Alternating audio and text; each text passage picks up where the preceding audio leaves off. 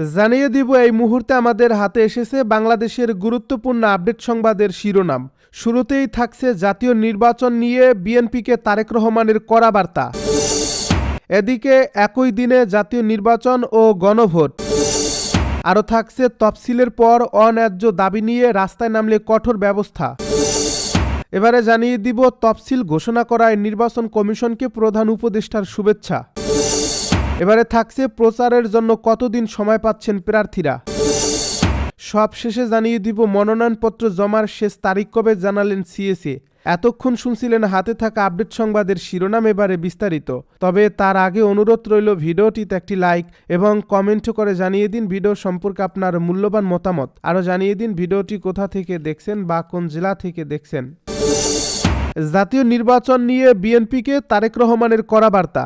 ত্রয়োদশ জাতীয় সংসদ নির্বাচন সহজ হবে না জানিয়ে বিএনপিকে সতর্ক করেছেন দলের ভারপ্রাপ্ত চেয়ারম্যান তারেক রহমান। তিনি বলেন, আগামী নির্বাচন সহজ হবে না। বিএনপি যদি সতর্ক না হয় তাহলে দেশের অস্তিত্ব, সার্বভৌমত্ব ও গণতন্ত্র হুমকির মুখে পড়বে।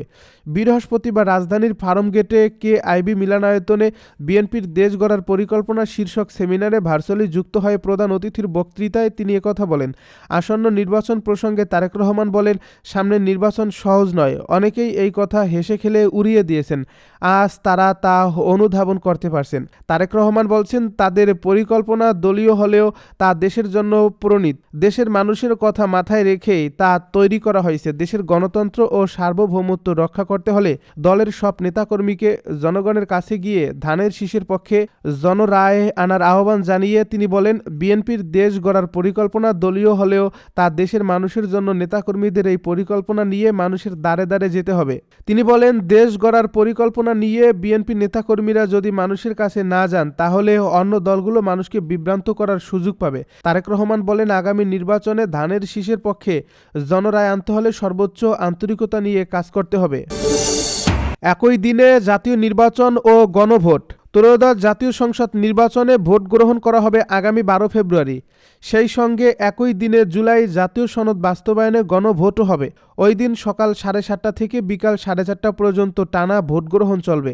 বৃহস্পতিবার সন্ধ্যায় জাতির উদ্দেশ্যে দেওয়া ভাষণে জাতীয় সংসদ নির্বাচনের তফসিল ঘোষণা করেন প্রধান নির্বাচন commissioner CEC AMM Nasir Uddin. দেশের ইতিহাসে এবারই প্রথম একই দিনে জাতীয় সংসদ নির্বাচন ও গণভোট অনুষ্ঠিত হতে যাচ্ছে। জাতীয় সংসদ নির্বাচনের ব্যালট সাদা কালো এবং গণভোটের ব্যালট গোলাপি রঙের হবে। সিএসি তার ভাষণে এই নির্বাচনকে জাতির ইতিহাসে অন্যান্য ও গুরুত্বপূর্ণ হিসেবে আখ্যা দিয়েছে। তার মতে এটি প্রকৃত গণতান্ত্রিক ধারা পুনঃপ্রতিষ্ঠা এবং কাঙ্ক্ষিত সংস্কার প্রশ্নে সিদ্ধান্তের নির্বাচন। সিএসি তার বক্তব্যে উল্লেখ করেন, মানসম্মত নির্বাচনের অনুপস্থিতি প্রায়শই জাতির ঐতিহ্য ও প্রত্যাশাকে মিলান করছে, যার প্রেক্ষাপটে 2024 সালের গণ অভ্যুত্থান সংগঠিত হয়েছে। তিনি মহান মুক্তিযুদ্ধ থেকে শুরু করে 2024 সালের ছাত্র গণ অভ্যুত্থানে শহীদ ও ক্ষতিগ্রস্তদের প্রতি শ্রদ্ধা জানান। এই নির্বাচনটি জাতি হিসেবে আমাদের প্রত্যাশা পূরণের এবং বিশ্ব দরবারের ভাবমূর্তি উজ্জ্বল করার অঙ্গীকার বহন করে। সিএসি বলেন, একটি স্বচ্ছ নির্বাচন নিশ্চিত করার লক্ষ্যে নির্বাচন কমিশন নির্ভুল ও পূর্ণাঙ্গ ভোটার তালিকা প্রণয়নের কাজ সম্পন্ন করছে। গত এক বছরে নতুন ভোটার অন্তর্ভুক্তির পাশাপাশি ভোট বিমুখ এবং বাদ পড়া প্রায় 45 লাখ ভোটারকে তালিকায় অন্তর্ভুক্ত করা হয়েছে এবং 21 লক্ষাধিক মৃত ভোটারকে তালিকা থেকে বাদ দেওয়া হয়েছে। তফসিলের পর অন্যায্য দাবি নিয়ে রাস্তায় নামলে কঠোর ব্যবস্থা। ত্রয়োদশ জাতীয় সংসদ নির্বাচনের তফসিল ঘোষণার পর আন্দোলন কর্মসূচি পালন না করার আহ্বান জানিয়েছেন প্রধান উপদেষ্টার প্রেস সচিব শফিকুল আলম। তফসিল ঘোষণার পর কোনো ধরনের অন্যায্য দাবি দেওয়া নিয়ে সড়কে নামলে কঠোরভাবে দমন করা হবে বলেও জানান তিনি। বৃহস্পতিবার রাজধানীর ফরেন সার্ভিস একাডেমিতে সমসাময়িক ইস্যুতে ব্রিফকালে এ হুঁশিয়ারি দেন প্রেস সচিব শফিকুল আলম। বলেন, অন্তর্বর্তী সরকার দায়িত্ব নেওয়ার পর এখন পর্যন্ত 2000 আন্দোলন হয়েছে, তবে এসব আন্দোলনে কখনো রাবার বুলেট ছোড়া হয়নি, শুধু টিয়ারশেল এবং গরম পানি নিক্ষেপ করা হয়েছে। মেট্রো রেলের আন্দোলনের প্রসঙ্গে তিনি বলেন, তফসিল ঘোষণার পর কোনো ধরনের দাবি দেওয়া নিয়ে সড়কে নামলে কঠোরভাবে দমন করা হবে। যারা আন্দোলন করবেন তাদের আইনের আওতায় নেওয়া হবে। উপদেষ্টা পরিষদের বৈঠকে বেশ কিছু গুরুত্বপূর্ণ অর্থনৈতিক ও প্রশাসনিক সিদ্ধান্ত নেওয়া হয়েছে বলে জানান প্রেস সচিব শফিকুল আলম। জানান, কৃত্রিম বুদ্ধিমত্তা প্রযুক্তির অপব্যবহারের কারণে জালিয়াতি বেড়ে গেছে। এর ফলে বিদেশে দেশের সুনাম ক্ষুণ্ণ হয়েছে। এই পরিস্থিতি মোকাবিলায় জালিয়াতি চক্রের বিরুদ্ধে কঠোর পদক্ষেপ নেওয়ার নির্দেশ দিয়েছেন প্রধান উপদেষ্টা। তফসিল ঘোষণা করায় নির্বাচন কমিশনকে প্রধান উপদেষ্টার শুভেচ্ছা। ত্রয়োদশ জাতীয় সংসদ নির্বাচন এবং জুলাই জাতীয় সনদ 2025 বাস্তবায়ন আদেশের উপর গণভোটের তফসিল ঘোষণা করায় নির্বাচন কমিশনকে আন্তরিক শুভেচ্ছা ও অভিনন্দন জানিয়েছেন প্রধান উপদেষ্টা প্রফেসর মুহাম্মদ ইউনূস।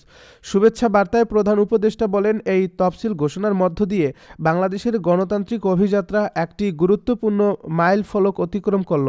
তিনি বলেন, ঐতিহাসিক গণ অভ্যুত্থানের পর দেশ এখন যে নতুন পথে অগ্রসর হচ্ছে, এই নির্বাচন ও গণভোট সেই পথের দৃঢ় করবে, গণমানুষের মতকে প্রাধান্য দেবে এবং নতুন বাংলাদেশের ভিত্তি আরও সুসংহত করবে। প্রধান উপদেষ্টা আরও বলেন, আমি বিশ্বাস করি নির্বাচন কমিশন তাদের সাংবিধানিক দায়িত্ব পালন করবে স্বাধীনভাবে, নিরপেক্ষভাবে এবং সর্বোচ্চ পেশাদারিত্বের সঙ্গে। নির্বাচন ও গণভোটকে উৎসবমুখর, অংশগ্রহণমূলক ও সম্পূর্ণ সুষ্ঠুভাবে সম্পন্ন করার লক্ষ্যে অন্তর্বর্তীকালীন সরকার নির্বাচন কমিশনকে সব ধরনের প্রয়োজনীয় সহায়তা প্রদান করবে। দেশের রাজনৈতিক দলসমূহ, প্রার্থী, গণমাধ্যম, সুশীল সমাজ এবং সর্বোপরি দেশের জনগণের প্রতি আহ্বান জানিয়ে প্রধান উপদেষ্টা বলেন, এই নির্বাচন ও গণভোটকে একটি জাতীয় ঐক্যের উদ্যোগ হিসেবে গ্রহণ করুন। ভিন্নমতের প্রতি শ্রদ্ধা, শান্তিপূর্ণ পরিবেশ এবং গণতান্ত্রিক আচরণ আমাদের সামনের দিনগুলোকে আরও স্থিতিশীল করবে। প্রচারের জন্য কতদিন সময় পাচ্ছে প্রার্থীরা? আগামী বছরের 12 ফেব্রুয়ারি ভোট গ্রহণের দিন রেখে ত্রয়োদশ সংসদ নির্বাচন এবং জুলাই সনদ বাস্তবায়ন প্রশ্নে গণভোটের তফসিল ঘোষণা করছেন প্রধান নির্বাচন কমিশনার এএমএম নাসির উদ্দিন। তিনি জানান, প্রচারণার জন্য 22 জানুয়ারি থেকে 10 ফেব্রুয়ারি পর্যন্ত সময় পাবেন প্রার্থীরা। বৃহস্পতিবার জাতির উদ্দেশ্যে দেওয়া ভাষণে প্রধান নির্বাচন কমিশনার জানিয়েছেন, প্রচারের জন্য প্রার্থীদের মোট 20 দিন সময় দেওয়া হয়েছে। এছাড়া ঘোষিত তফসিল অনুযায়ী জাতীয় সংসদ নির্বাচনে মনোনয়নপত্র জমা দেওয়া যাবে 12 থেকে 29 ডিসেম্বর পর্যন্ত। তা বাছাই হবে 30 ডিসেম্বর থেকে 4 জানুয়ারি। মনোনয়নপত্র প্রত্যাহারের শেষ তারিখ 20 জানুয়ারি। তার 3 সপ্তাহ পর হবে ভোট গ্রহণ। সিএসি বলছেন, 2026 সালের 12 ফেব্রুয়ারি সারা দেশে ভোট উৎসব হবে। এদিন 300 আসনে ত্রয়োদশ সংসদ নির্বাচন ও জুলাই সনদ বাস্তবায়ন নিয়ে গণভোট হবে। মনোনয়নপত্র জমার শেষ তারিখ কবে জানালেন সিইসি। আগামী বছরের 12 ফেব্রুয়ারি ভোট গ্রহণের দিন রেখে ত্রয়োদশ জাতীয় সংসদ নির্বাচন এবং জুলাই সনদ বাস্তবায়ন প্রশ্নে গণভোটের তফসিল ঘোষণা করেছেন প্রধান নির্বাচন কমিশনার এএমএম নাসির উদ্দিন। তিনি জানান, সংসদ নির্বাচনে মনোনয়নপত্র জমা দেওয়া যাবে 29 ডিসেম্বর পর্যন্ত। বৃহস্পতিবার জাতির উদ্দেশ্যে দেওয়া ভাষণে প্রধান নির্বাচন কমিশনার জানিয়েছেন, সংসদ নির্বাচনে মনোনয়নপত্র জমা দেওয়া যাবে 12 থেকে 29 ডিসেম্বর পর্যন্ত।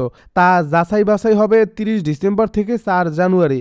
মনোনয়নপত্র প্রত্যাহারের শেষ তারিখ 20 জানুয়ারি। তার 3 সপ্তাহ পর হবে ভোট গ্রহণ।